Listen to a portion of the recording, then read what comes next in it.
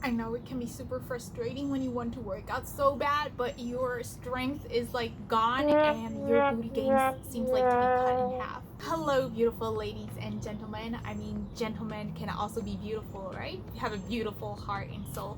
Well, today I'm going to be sharing with you all things that you need to know before you go back to the gym after you take a long break. And for us during this quarantine, we took like months off. Some people may not have worked out at all, so I'm going to be giving advice that would be applicable for you if you have never worked out before, or maybe you worked out pretty easy stuff, at home body weight stuff. So I'm going to be make that all for you. So first, we are going to be talking about how much muscle you will have lost and how long it would take for you to regain all that muscle and strength.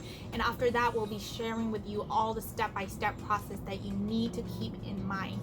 So I will put that timestamp down in the comment section below. I also made a blog version of it, so if you want to see this in a written version, feel free to check that out in the description box below. So now, without further ado, let's dive right into the video. First, the question is, how long would it take for you to regain all that muscle? I know when you first step back on the gym, you will feel like all your strength is gone. Where is everything that you worked out? Where are they gone, right?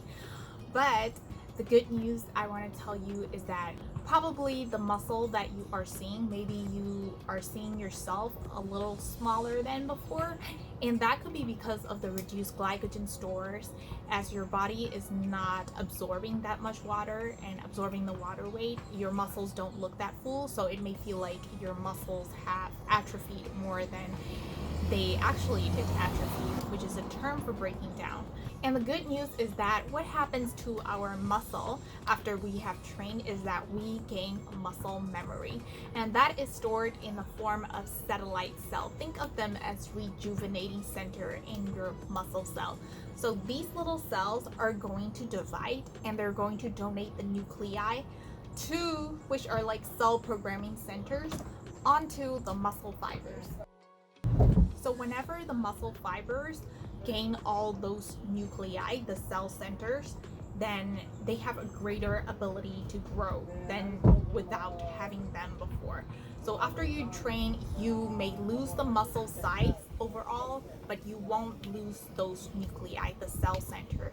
So that means your muscles will still have the ability to grow and adapt just as much as you have trained before. That is good news, stating that we can regain all the strength and the muscle pretty fairly easy, especially if you have been training for a long time. According to the literature research that I saw, after they take like 3 months off, it can take around 2 to 3 months for them to see the growth back, and that was in old individuals. I know most of you watching are probably the regular gym goers, probably around my age, so I know that you will regain pretty easily, especially for strength. Strength will come fast even more than the muscle. The first tip I have for you today is to go light but effective. By light, I mean around 30% to 60% of your previous 1 rep max. If you have been working out at home with maybe a tiny barbell or some weights,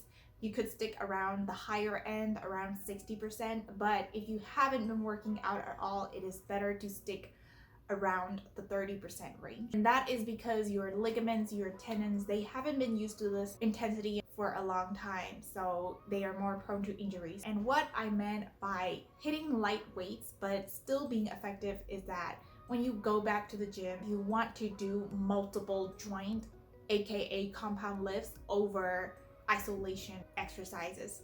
I know it can be tempting to try different machines, cable machine, and all those single joint movements again, but it is those multiple joint movements such as squat, bench, deadlift, pull up, and so on that may need the most improvement because they are harder. They will work out more muscles during the exercise sessions, making sure that your workout sessions are effective. So make sure you prioritize on that. Go light on with these compound movements over the isolation exercises. Number 2 is to keep your sessions short.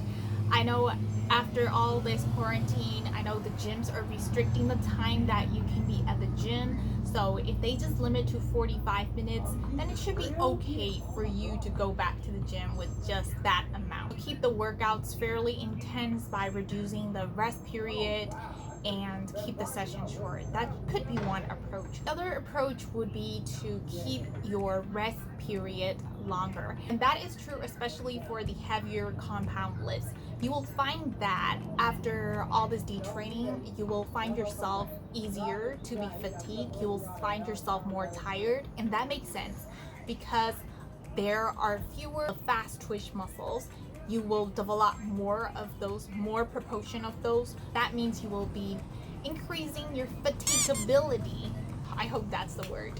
So keep your sessions long if that was the way, if you want to take your rest periods long. But either way, the point is to keep your overall volume smaller as well. Number 3 is to do more eccentrics. I know I talk a lot about eccentrics on my channel, but I just love them. That means slowing down on the lengthening phase of the muscle. And for squats, that would be when you are going down with your weight. You want to increase that time. I like to do it around 5 to 10 seconds within that range, combined with a slight pause on the bottom before I quickly move back up.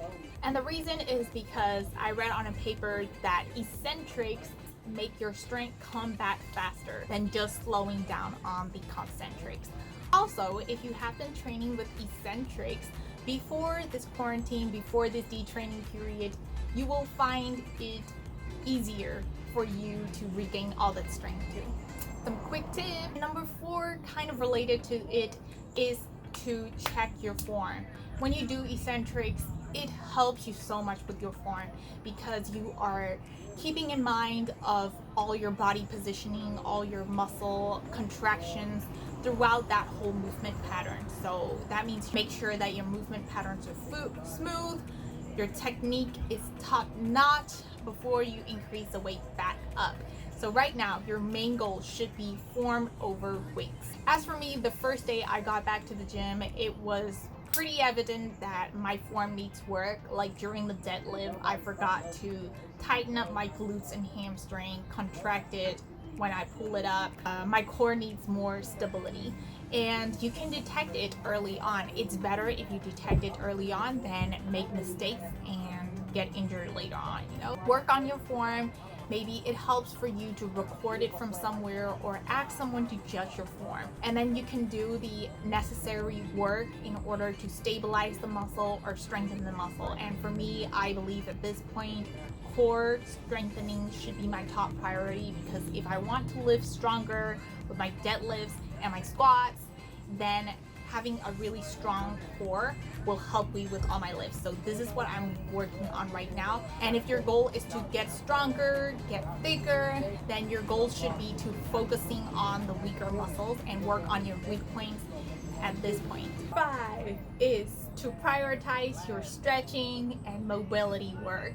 And that means before you start your workout, you need to be doing your dynamic stretching. That means stretching that involves the movement patterns instead of stretching and holding. As for me, for example, before my squats, I love to do air squats, swing my leg back and forth because that helps with the hip mobility, and also core strengthening such as bird dogs, McGill Big 3. These core movements are super helpful. So make sure you're doing those dynamic stretches of like 5 minutes before you start your workout. After you have finished your workout or at any other times of the day, don't forget to do your normal stretching as well. Whew, I'm just going to record here because someone upstairs was talking on the phone making noises. So number 6 is related to the injury part, because when you're going back to the gym, your muscles are like a baby, okay? They need extra care. So that's just the injury prevention and all that extra, taking extra care of your body is important as always, which means proper hydration, getting enough nutrients into your body, and sleeping well. These are important for rest and recovery. And if you are super sore, maybe take a walk outside instead of going to the gym, because your muscles has not been used to that type of volume for a long while. So listen to your body and do what is best for you. Number 7 is proper hygiene. That means wipe all your equipment, wear masks, don't be in contact with anyone, sanitize yourself and everyone around you. Okay, I'm getting too extreme, but really visit the CDC website if you want more info on the health part. As for me, this is all that I'm going to give. Thank you so much for watching this video today. I hope you enjoyed it. Give it a thumbs up. Don't forget to subscribe if you haven't done so. I see you if you haven't done so. I know most of you are not subscribed, so make sure to do so you won't miss out all the videos that I'm going to be making and have made about improving yourself, living the best life inside out, physically and mentally. So yeah, thank you so much for watching, joining me today, and I hope you enjoyed this, and I will see you on my next video.